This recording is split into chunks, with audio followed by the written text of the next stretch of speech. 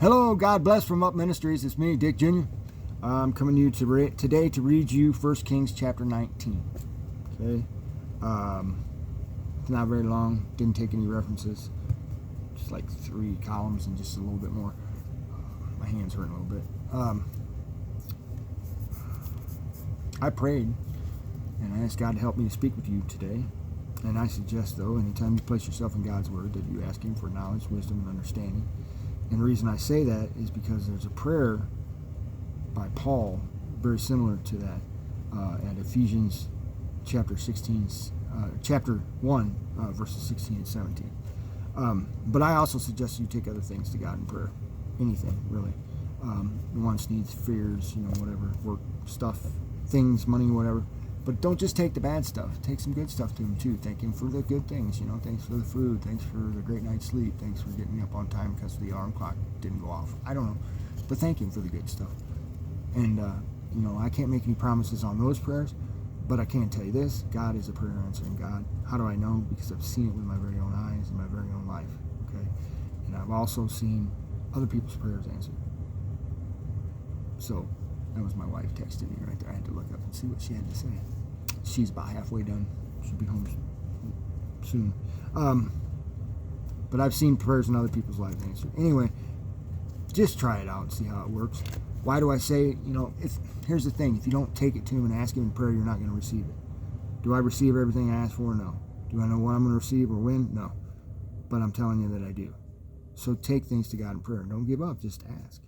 Okay? Anyway. So I'm going to get started here so we can get this done. This is 1 Kings chapter 19. Now Ahab told Jezebel all that Elijah had done and how he had killed all the prophets with the sword. Then Jezebel sent a messenger to Elijah, saying, "So may the gods do to me, and even more, if I do not make your life as the life of one of them by tomorrow about this time." So she's trying to kill Elijah. And he was afraid and arose and ran for his life and came to Beersheba, which belongs to Judah, and left his servant there. But he himself went a day's journey into the wilderness and came and sat down under a juniper tree. And he requested for himself that he might die, and said, "It is enough. Now, O Lord, take my life, for I am not better than my fathers." He lay down and slept under the juniper tree. And behold, there was an angel touching him. And he said to him, "Arise, eat." And then he looked, and behold, there was at his head a bread cake baked on hot stones, and a jar of water. So he ate and drank and lay down again. The angel of the Lord came a second time and touched him and said, "Arise, eat, because the journey is too great for you." So he arose and ate and drank, and went in the strength of that food 40 days and 40 nights to Horeb, the mountain of God. Then he came there to a cave and lodged there. And behold, the word of the Lord came to him. And he said to him, "What are you doing here, Elijah?" He said, "I have been very zealous for the Lord, the God of hosts. For the sons of Israel have forsaken your covenant, torn down your altars, and killed your prophets with the sword.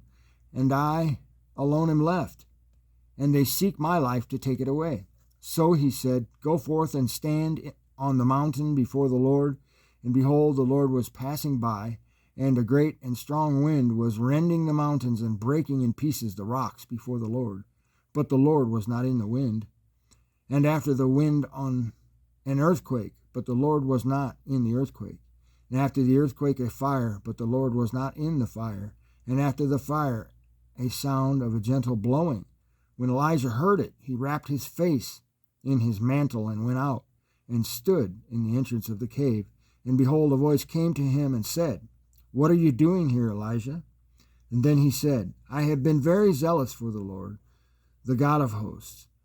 For the sons of Israel have forsaken your covenant, torn down your altars, and killed your prophets with the sword. And I alone am left, and they seek my life to take it away." And the Lord said to him, "Go, return on your way to the wilderness of Damascus.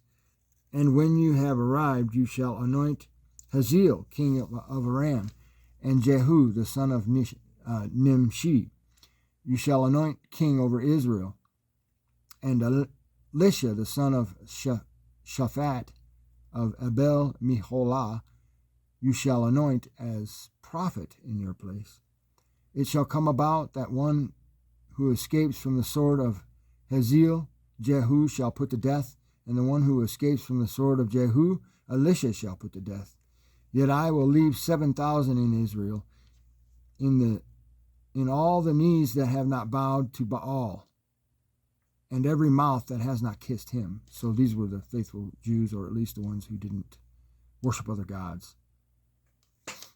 So he departed from there and found Elisha the son of Shaphat, while he was plowing with 12 pairs of oxen before him, and he with the 12 and Elijah passed over to him and threw his mantle on him. He left the oxen and ran after Elijah and said, Please let me kiss my father and my mother, and then I will follow you. And he said to him, Go back again, for what have I done to you? So he returned from following him and took the pair of oxen and sacrificed them and boiled their flesh with the implements of the oxen and gave it to the people, and they ate. Then he arose and followed Elijah and ministered to him. And that is the last of 1 Kings chapter 19. So thanks for listening. God bless.